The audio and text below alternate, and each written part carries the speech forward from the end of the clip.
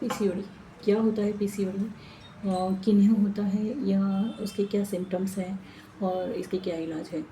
तो पीसीओडी हर 10 में से 4 महिलाएं कहती है कि मुझे पीसीओडी है। तो पीसीओडी क्यों होता है? और आपको पता है कि पीसीओडी क्या है? कि सिर्फ अल्ट्रासाउंड की रिपोर्ट देख के आप बोलते हैं कि भाई पीसीओडी है।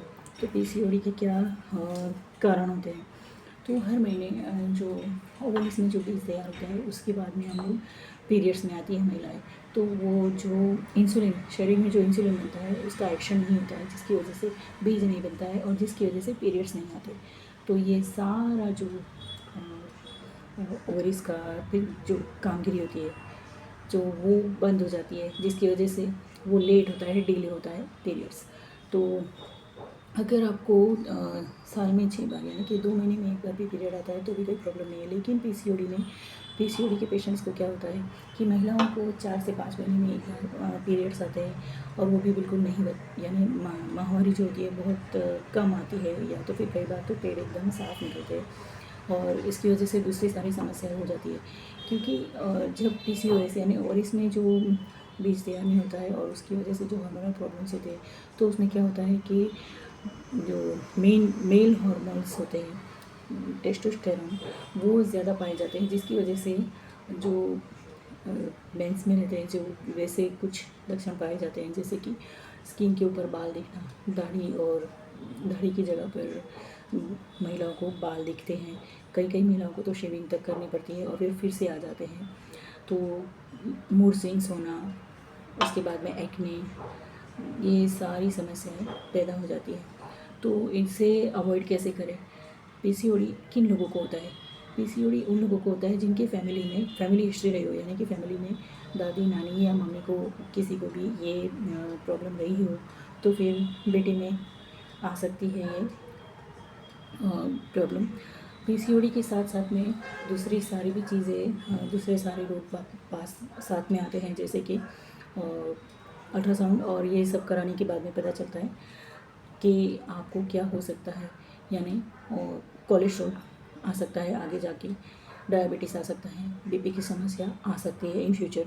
तो आपने ध्यान रखना है कि अगर आपको पीसीओडी है तो आपने पूरा अल्ट्रासाउंड और एक भी टेस्ट आता है यूएसजी, अल्ट्रासोनोग्राफी और यूएसजी।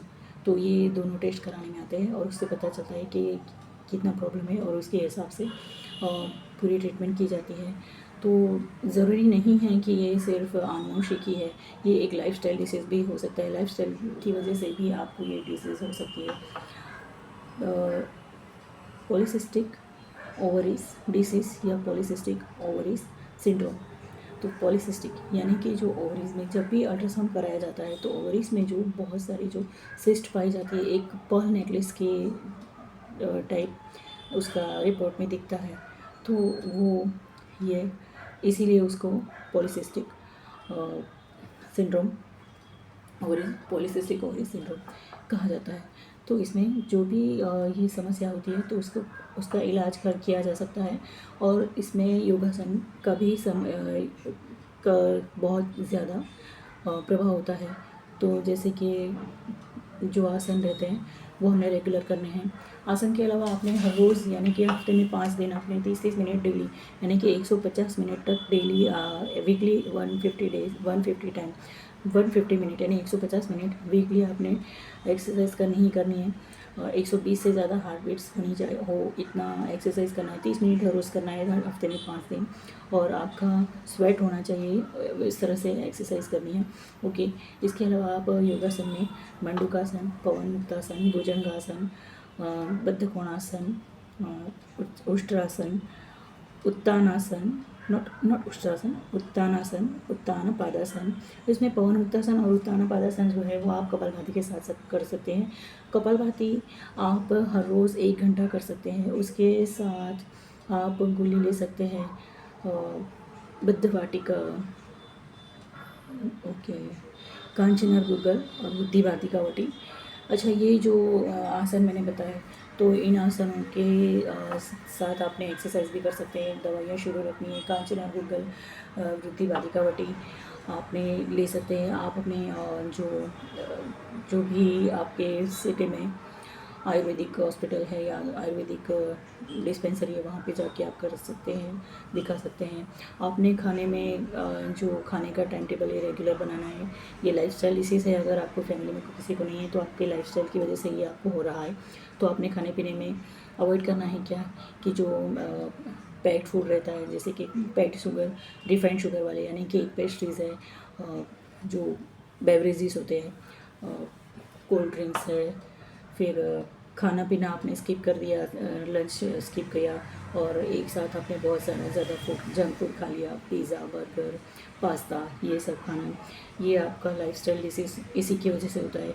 और आपने बैठे बैठे जो सारे काम करते हैं, क्योंकि आज की लाइफस्टाइल के हिसाब से जो भी हमारे काम काज है, तो आसानी से आरामदायक काम होते हैं, जिसकी वजह से कि हमें कोई भी एक्सरसाइज नहीं होती, जिसकी वजह से भी ये डिजीज़ होते हैं। खाने पीने में टाइम टेबल अपना बनाएं और जो अवॉइड करना है वो मैंने आपको बताया।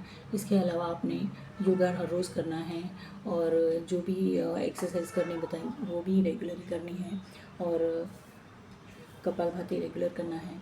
आपने देखना है कि आपका जो भी रूटीन है, 2 महीने में एक बार आपको पीरियड्स आते हैं तो भी कोई प्रॉब्लम नहीं है, आपने रेगुलर चेकअप करवाना है यूएसजी और अल्ट्रासोनोग्राफी में। जब तक आपको मिटे नहीं तब तक आपने योगा को अपनी लाइफ में उतारना है, कोई भी स्ट्रेस नहीं करना है, दवाइयाँ रेगुलर लेनी है, पवन मुक्तासन और उत्तान पादासन के साथ में कपालभाति डेली करनी है। और ये जो भी सारे मैंने आसन बताए तो उसमें क्या होता है कि अंडाशय में ब्लड सर्कुलेशन अच्छे से होता है, जो ओवरीज होते हैं उसकी सूजन कम होती है, पेट के नीचे का भाग जो होता है वो टोन होता है और जो मूड स्विंग्स होते हैं उसमें भी बहुत फ़र्क पड़ता है। पवन मुक्तासन की वजह से आपके पीरियड्स रेगुलर होते हैं, नॉर्मल होते हैं। थायराइड जो मैंने बताया अपने धनुरासन की वजह से भी पीरियड्स में रेगुलर नियमितता आती है। जो विपरीत करनी की वजह से अगर आपको थायराइड की वजह से ये सब प्रॉब्लम्स हो रहे हैं तो थायराइड भी नॉर्मल होता है, हॉर्मोन्स जो रहते हैं वो नॉर्मल होते हैं। आपने डेली जो भी रेगुलर खाने पीने में और लाइफस्टाइल में चेंजेस लाता है, एक्सरसाइजेस करनी है, योगा करनी है। आप अगर आयुर्वेदिक डॉक्टर को मिलते हैं तो भी आपने उनके बताए हुए सारी दवाइयाँ रूटीन फॉलो करना है। और अगर एलोपैथी ले रहे हैं तो उसको भी देखिए, अगर आपको एक बढ़ गया पीसीओडी तो आगे जाके ब्लड प्रेशर, कोलेस्ट्रॉल और डायबिटीज़ तीनों चीज़ें लग सकती है। इसके लिए बहुत ज़्यादा केयर करें अपनी। Thank you.